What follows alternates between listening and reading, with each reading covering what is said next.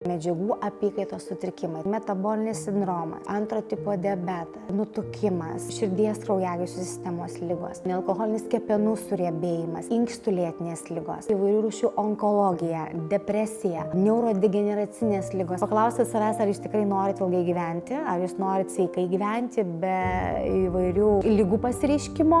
Būna, kad jauni žmonės geria ir nuo cholesterolio vaistus, ir nuo kraujospūdžio, ir didelis yra nutukimas, ir depresijos tam tikri simptomatika. Organizmas jau raudona vėliava rodo, kad jau reikia sustoti ir kažkokius daryti pokyčius, kad sumažinti tų ligų riziką ir kad neprieiti prie to liepto galo.